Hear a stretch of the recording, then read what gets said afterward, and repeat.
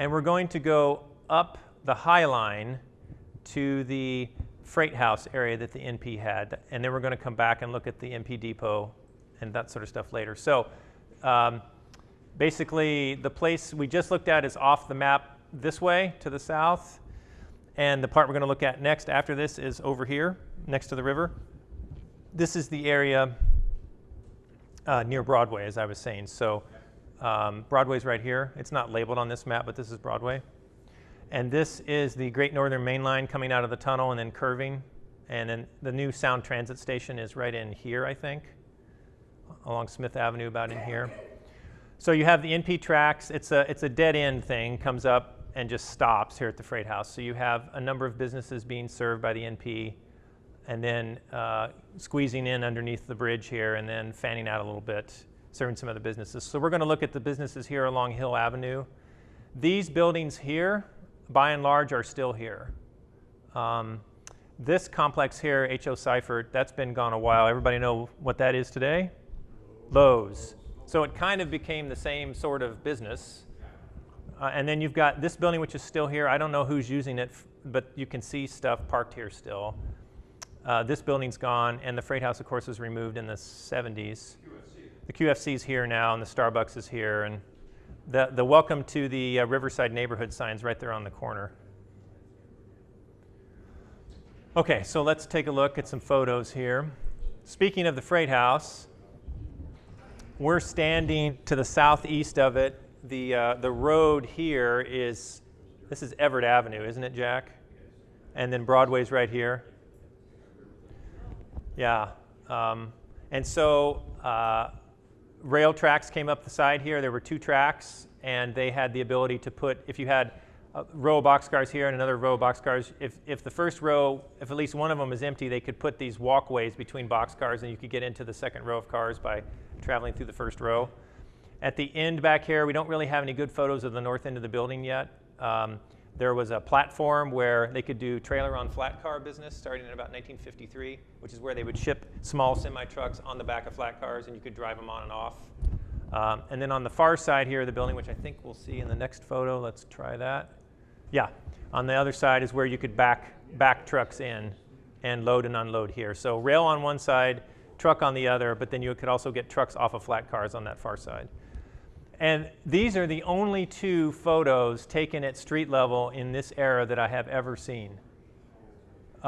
This appears to be one of those things where nobody bothered because it was right in the middle of everything. And everybody figured that it would be there forever. And then one day it wasn't. And so we hope more photos of this turn up over time. But I think that might be, it's either a 62 or a 63. It's a little hard for me to tell. Yeah, and then you see over here the grocery that was here before QFC was a B&M, is that right? Yeah, so it's back there a little bit. Yeah, so there's really no trace of this building today. It's just parking lot. This was cool. We found this in a Northern Pacific company magazine. This is kind of the inauguration of the trailer on flat car business. And Jack O'Donnell was helpful. We zoomed in here. And what did you say this was? Was this the peaked roof of a gas station or something? No, the peak is Calvary and Lutheran Church. Oh, the church. Okay. But there's a Union, stucco Union gas station. Right in there. East, southwest corners of Everett Avenue and Broadway. Yeah, so we were able to know for sure where this was. And it's a bunch of highly paid NP officials admiring their nicely washed trailer. This particular trailer was painted in the passenger car scheme of the day. They sometimes did that for advertising. So yeah, it was great to find this. And this apparently was a guy from Everett Pulp and Paper, which it's interesting that they called it Everett Pulp and Paper because by this time, I believe this was taken in '53, it would have officially been Simpson, but you know, whatever. EP&P I think was a pretty durable name even after the change.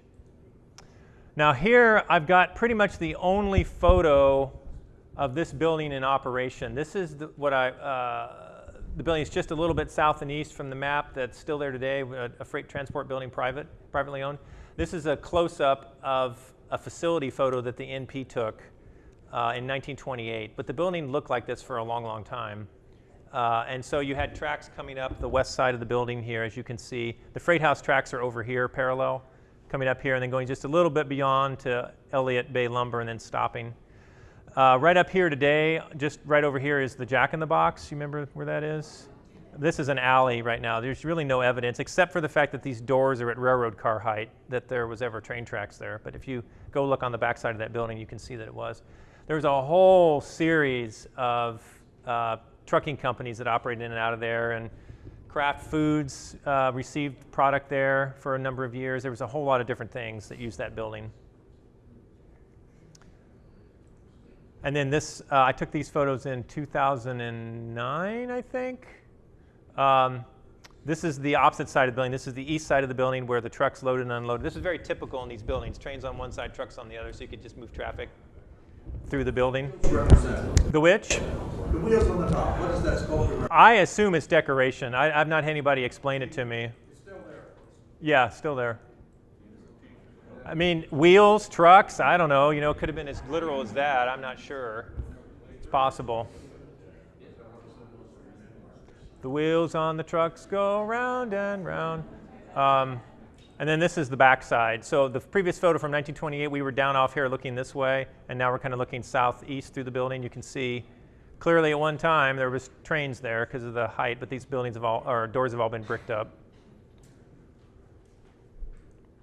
Okay, now moving just south of this a little bit, just on the other side of Pacific Avenue, right? This is Pacific here, isn't it? Right here, right? Oh, Hewitt, right. Sorry, I'm off by a street.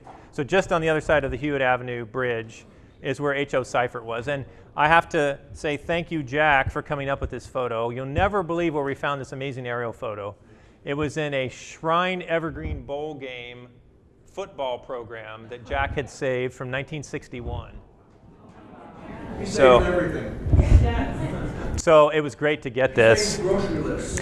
My guess is that the same company that took those photos that we saw earlier of Everett Pulp and Paper took this photo, but all those photos, that corporate archive from this place called Western Ways was donated to the Washington State Historical Society in Tacoma, and they do a great job of preserving it, but they've had no money to re-index it. The only way it's indexed is by business name, and so I fed them all the business names I could think of, and they couldn't come up with anything for Seifert, so maybe it's misfiled.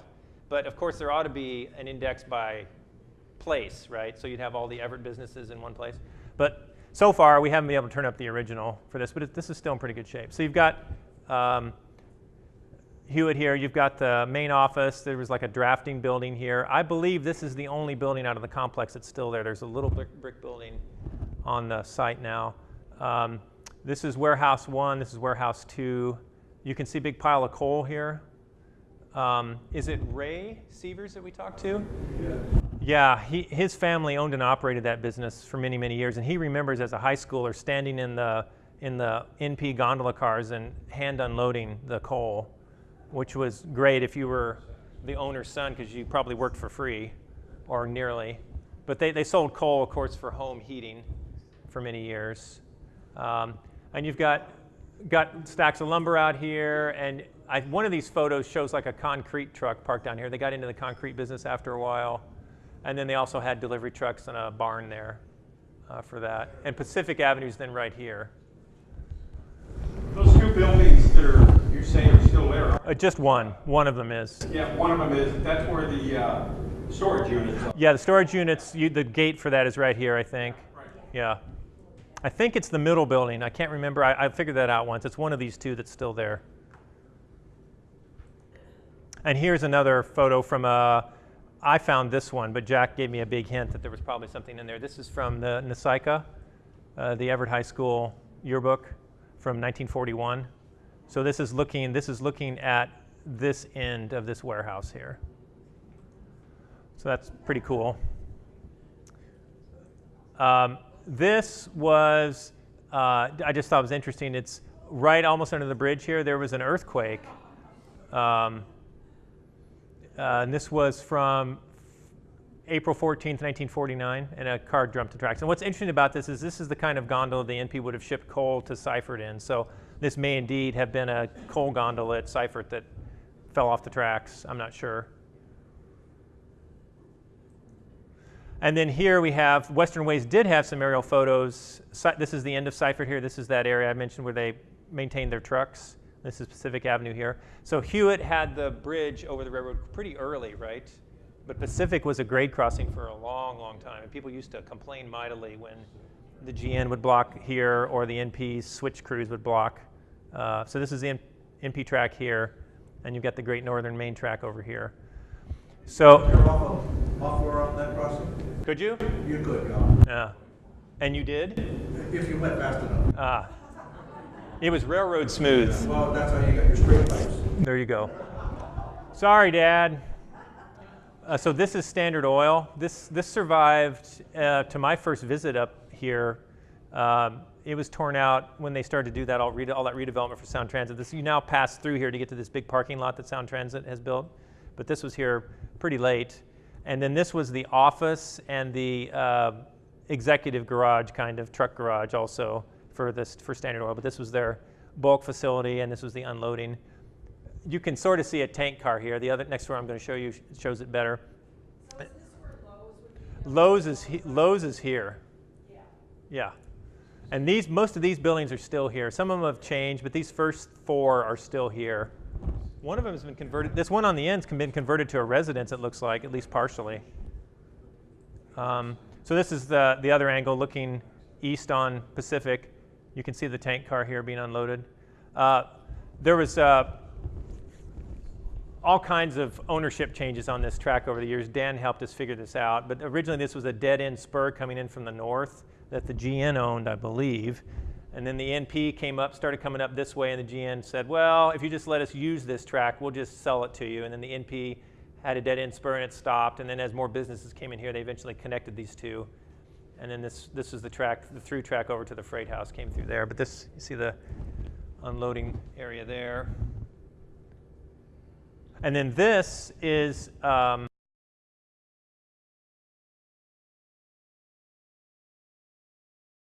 sharp curve if you came at it from the north. And so long cars like pole cars didn't work very well. They would tend to derail on the sharp curve. So they gave up that business after a while and just let the GN take it. And Bob Harriman, I don't know, Jack, if you've heard about this, but Bob said they would push a circus train up here sometimes. And that they had to go really slow too from some of those big heavy cars, because this was pretty light rail up here. And then here, this is later. This is 2009 from Bing Maps or Google Earth or something. You can see the new station there. You can see Pacific Avenue on a bridge now, but you can see the Standard Oil plant's gone. This area that was Cascade Pole is getting ready to be redeveloped. That's that big parking lot now with the Sky Bridge over here to get to the station. But these buildings, as I mentioned, are still here. This was built in the 60s. Everett Pipe and Steel. Were the poles shipping in or out? Out. The trees in, poles out, as far as we know. I assume they were creosoting them there, so I bet that was a bunch of fun to clean up. But that's generally what they did in those pole yards. They bring them in and prep them and then creosote them and send them out. I don't actually know for sure. It was a fairly short-lived business. It was only there from about 55 to about 68 or 69 maybe. Okay, and then this, Bill Sorensen took these. He's a fan of the GN. He took these in 1995. This is when the Standard Oil tanks and everything were still there. This is basically where the tank car would have sat to be unloaded. And this is a straight-on view there from the other side, looking towards the railroad tracks. And then this is from track side, the building on the corner. So we're looking east here, more or less, kind of southeast. And as you can see, this building looks pretty much like a residence today. And then this is now walking around the west side of the building. You can see what's left of a billboard there. We found a really nice shot from the property tax records, which I think is in here in a second maybe. And this is the front of that building. And then this is pulled back a little bit looking down. You can see the first 3 or 4 buildings that are still there today. And this is that road that goes through where Standard Oil was to get to the parking lot. This is the second building. And this is now looking down the tracks from that corner back when they were in business as businesses, served by the railroad. This is from 1928. It was one of the few photos I could find like this. This is the third building from the track side. or no, second building from trackside, excuse me. This is the third building from street side and the third building from trackside. So this is the building that looks like it's a residence now. And there's Jack. He was along with me on that trip. We were wet behind the ears back then, weren't we, Jack? That was like 7 years ago. And then this is looking at it from street side, looking kind of northwest. And then this further down on the other side of 33rd, you probably, many of you knew, is it Peter Newland? Yeah, he's went to high school with Jack. This is a property tax photo. Their business was here for many years. They took over from, oh poop, who was it that had the building supplies company there for many years? They had all these building supplies places, Seifert's and this place and another place, all right there in a row. I guess that's where the construction crews like to buy their stuff. But Newland took over from these guys in the 50s and made it their headquarters for their construction. So they didn't actually ever ship anything on the rails. The building supply place that previously occupied it did. And then in 1954, I think it was, Newland built a tilt-up concrete building just a couple of doors down from that. And that was the first tilt-up concrete building in the state of Washington, wasn't it? Isn't that what Peter told us? Yeah, and it actually did have a rail height door on the back side. And Peter remembers just briefly that one of the people in that building used it to ship on the rail. But basically, it was built for that, but it was not used for it much. Just for one business for a short period of time and then never again. I guess you had the rise of, it must be a rail fan's phone. You had the rise of trucking companies, and a lot of that short haul rail stuff just dried up and went away. So that's it for the photos near the freight house. Why don't we just real quickly take you back to the map so you can see again what we've looked at. We came up here and went to the freight house first. Then we looked at the truck transport building. No photos of this have emerged. I'd love to get a photo of this. And then we came down here and looked at Seifert's, and then Pacific Avenue, grade crossing, Standard Oil, these various buildings here. Didn't have any really good photos when it was just an open junk lot before it was sold off and became Everett Pipe and Steel. And then you've got Peter Newland's building here. So I looked up the name of those other building supply businesses in the last segment. So in those three buildings that were just south of the Standard Oil, it was Builder's Supply Company, which was just a stone's throw from Seifert. And then just beyond in what became the Newland building was H. Lansdowne and Company, which looked like it was a pretty interesting business. A guy named Harry Lansdowne ran it. I don't know if there's any of his family still left in the area or not, but it seemed like he was a pretty neat guy, pretty involved in the business community. So that's all within about 3 blocks. You had 3 major building supply companies at that time.